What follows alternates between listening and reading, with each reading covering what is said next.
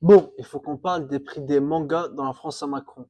Du coup, je trouve ça très agaçant de voir le prix des mangas augmenter de plus en plus. Par exemple, les mangas de One Piece, ils sont passés de 6,99 début d'été à environ 7,20 € milieu ou voire fin de l'été 2025, il me semble, si j'ai une bonne mémoire. Du coup, pour 100 € par exemple, si on achète des mangas à 7,20 € unité, ça nous fait 13 mangas au total. Du coup, tu vas dans une librairie pour débourser 100 € et avoir 13 mangas. Mais non, mais dans quelle planète vit-on? Je fais un petit coup de gueule, mais vous allez voir pourquoi j'en parle après.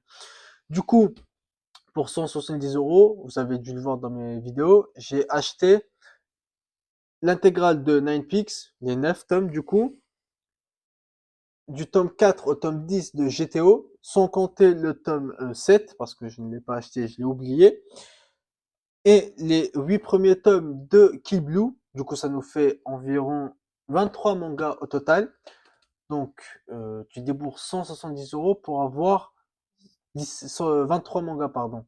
Du coup, certains vont dire, ok, t'as qu'à les acheter d'occasion, oui, ça c'est sûr. Mais si par exemple, parce que j'ai pas le temps de faire mes petites recherches pour trouver une bonne affaire, etc., etc.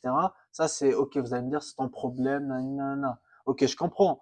Mais pourquoi quand même augmenter? C'est un petit coup de gueule. Et surtout, je vous montre, hein, ça c'est une petite faute d'impression.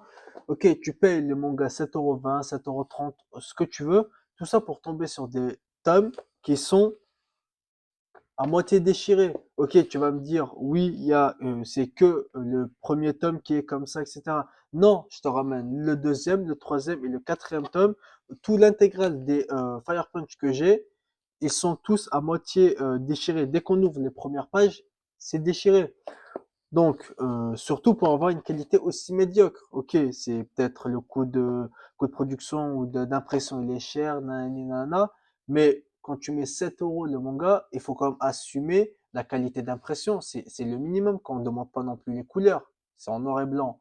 Donc, c'est pas non plus une qualité de fou qu'il faut avoir, mais un minimum de qualité pour ce prix. Mais quand même, je trouve ça vraiment chiant de payer 170 € pour tomber sur 23 tomes, quoi. C'est médiocre, quoi. C'est rien. Ça pue la merde. Je vais pas vous mentir, hein.